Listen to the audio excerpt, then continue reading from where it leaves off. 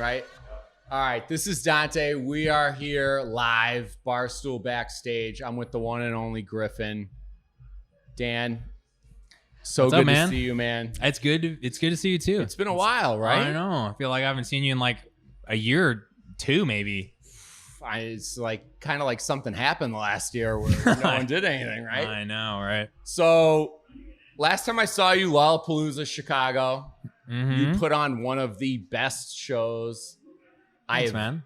No, I'm not just saying that because you're here. Like I saw you backstage. We shot the shit. You went on like all nonchalant, and you put on a fucking performance. Like, thanks, man. I you were appreciate playing that. guitar, Mhm. piano, DJing. You were doing like full. Like I was blown the fuck away. A lot of And multitasking. yeah, like so. Like, tell me a little bit about like. So I know a little bit about your background. I don't think a lot of people out there truly do. So Yeah. I mean, like the live show is definitely a big part of the project and something I pride myself in is being, you know, an electronic dance music act, but someone that I also like performs and plays the instruments live. I have like a band with me and everything, which is like a big part of the show. And yeah, it's like always great to play on the big festivals like Lollapalooza and do the live show like that. And yeah, it's been great. And tonight's obviously a club night. No instruments or anything tonight, but it's still going to be a lot of fun. So I'm excited. when you do these festival shows, though, so you're obviously an accomplished pianist, right? Yeah. And what other instruments do you play?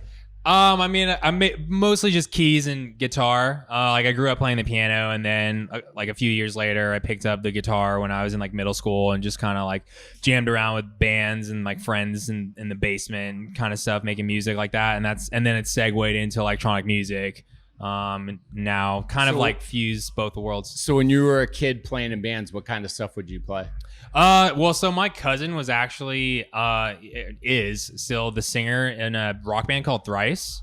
I'm not sure if you're familiar, but they were really big when I was growing up, and they still are big. But was really inspired by him and kind of that like punk hardcore scene. Nice. Growing up as a kid, and like Sublime was my favorite band when I was younger, and still is one of my favorite bands. So I've always had that sort of like rock background. I love classic rock, so I have all that kind of like background. And then when I got to college, I started getting really into like Swedish House Mafia and Avicii and Skrillex and all these guys, where I was like, wow, what is this music? Like I never heard anything like when Skrillex put out Scary Monsters, and like it was so inspiring to me at the time. And I was like, maybe I can try and just like make electronic music on my own. And when I felt like it didn't completely suck, I like decided to just put it on SoundCloud and kind of go from there. And that's kind of how this project really got going.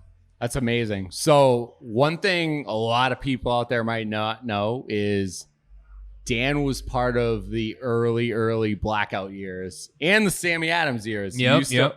Used to play on tour shows with Sammy and I, and Blackout shows with Barstool. Yep. And I mean, obviously the last 3 years, I mean, Gravity, you dropped Gravity, and I think everything changed after that, which... Yeah, I think so. I mean, I always like doing those shows, and I wasn't really releasing like original music at that time. And, you know, I was in that different musical state at that point, but now it's really a focus of mine to make original music and have an album, which was Gravity was my first actual put together album.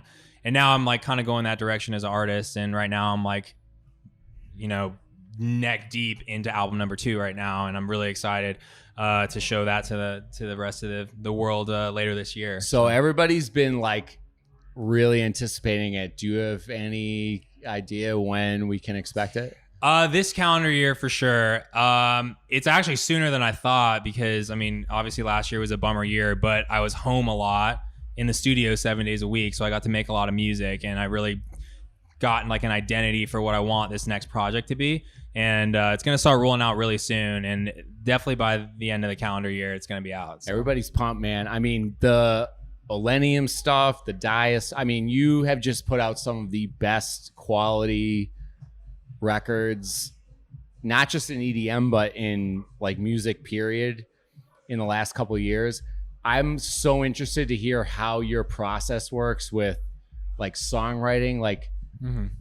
can you like don't give away all the like secrets or anything, but when you sit down and you try to formulate a song, are you writing the music first? Are you coming up with like the lyrics? How's this working? It all really depends, to be honest. Like earlier on, I think I was just came up just remixing a lot of music. So I was actually like producing around finished vocals and songs. And when I started making original music, like that's kind of how the process started, where I would get like a demo and the top line was already written, and then I would kind of produce around it. But now that I'm just more experienced in it and I want to be more involved in the songwriting aspect of it, yeah, a lot of times I'm like sitting in the room, like pen to paper, or like more like voice note, or like iPhone and stuff. But like I'm writing about lyrical content.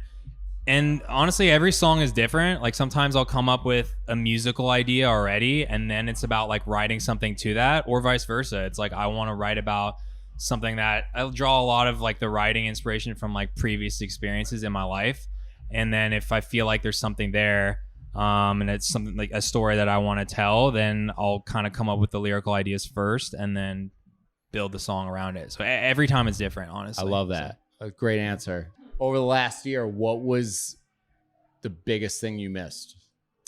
I think really it was the live shows and the connection with the fans. Like I mean, obviously like social media helps connecting people and whatnot, but it's just like really just not the same. It's not the same experience as being there with the crowds, meeting the fans before the show, after the show. Traveling was another thing I just miss so much. I get so inspired from traveling around the world and being in different cultures. So those are the two things that I feel like I miss so much. And it's just, I'm so happy that we're getting back, at least in the US right now, and hopefully the rest of the world pretty soon. But definitely looking forward to making more connections with the fans and more traveling. Amen. So everyone knows like the Tomorrowlands, the EDCs, all these mega festivals are everybody's favorite thing. What would you say is one of your like low-key favorite gigs or spots or stages to play? I think a really underrated festival is Hangout. I think it's like one of the best vibes, at least from a crowd fan perspective, but also even like the artist hang. It's like right on the beach in like Gulf Shores, Alabama. It's really laid back, so every artist is like really approachable, and it just has like this amazing vibe of being people there because they're just really there to have an awesome time and are just living in the music. And I think that's a really underrated festival. And Outside Lands is probably another one because that's my hometown festival. So those are probably like two really, really big ones. I've heard really good things about that. It's a great vibe. Yeah. Nice. All right. I love it. Dan, cannot thank you enough. Good to see you again, man. I'm so excited to see you crush it tonight. The crowd is like on 11 right now, sold out completely. We just have one favor to ask. You got to sign our wall. Yep. We've got Cascade, Cedric, and Lost Kings. You can put up your SIG anywhere you want. Can someone grab my I love it. Let's do it. Let's go! Let's go!